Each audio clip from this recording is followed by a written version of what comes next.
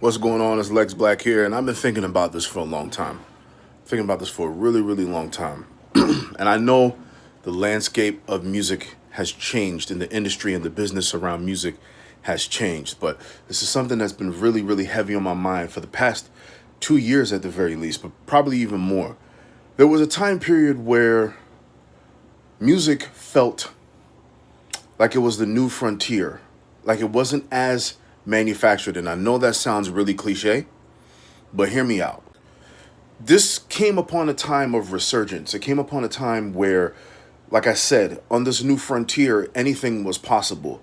The trajectory for some of these artists in this time period was boundless, right? The era that I'm talking about is the mixtape era, right? I'm talking early 10s all the way through to the 20s. But it reached its apex in the mid 2010s.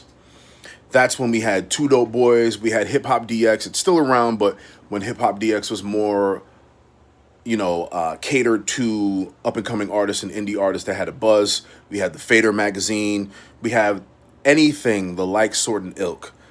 The blogs were where it was at if you were trying to find new music. And here's the thing.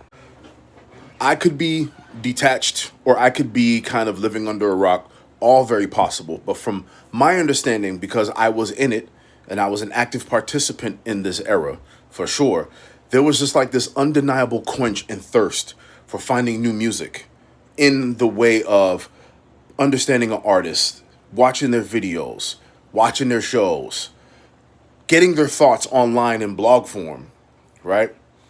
And most importantly, consuming their mixtapes, okay?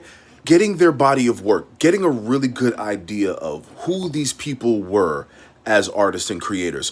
We got a good sense of their team, the people that they were around, the kind of styles that they were building out, the kind of things that they were working on, all these different things. The blog era was one of those times. I feel like nowadays, today, it's just a different atmosphere. You have to find your way through it as a music artist. There's just no other way. You have to find your way to make adjustments.